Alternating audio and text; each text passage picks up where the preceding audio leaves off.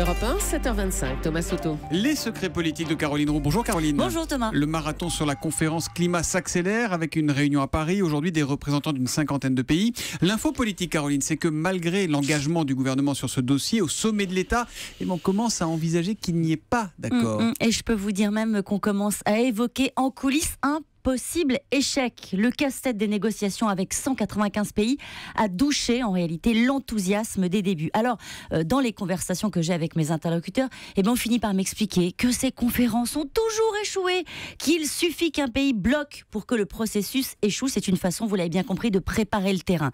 Seule note positive, explique un ministre, la Chine et les États-Unis sont visiblement partis sur de bonnes bases, ça n'est pas rien. Alors, il faut savoir que le président de la République porte réellement le dossier en personne dans tous ses rendez-vous à l'étranger. Ça a été le cas au Qatar, ce sera encore le sujet à Cuba.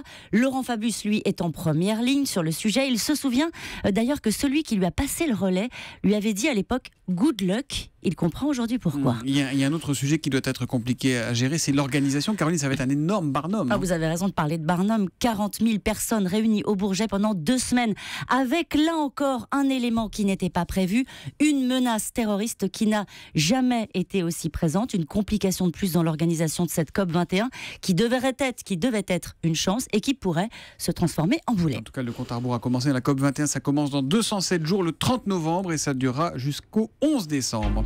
La question politique du jour, Caroline, elle concerne les régionales. Maintenant que Claude Barthelone est candidat à la tête de liste PS pour l'Île-de-France, comment réagit de l'autre côté, à droite, sa future adversaire, Valérie Pécresse? Elle montre les dents, elle n'a pas attendu. Elle a demandé dès hier à ses amis de l'UMP de cibler Claude Barthelone avec un argument: impossible de cumuler la présidence de l'Assemblée nationale et une campagne régionale, car c'est une fonction qui demande de la neutralité. Comme le dit un proche de Valérie Pécresse, il veut, Claude Barthelone, les bretelles et le parachute, céder son poste uniquement s'il gagne, ça ne passera pas. La vérité, c'est que Claude Barthelone a compris qu'il ne serait pas Premier ministre et troque une fin de mandat de 2 ans contre la promesse d'un mandat de 6 ans.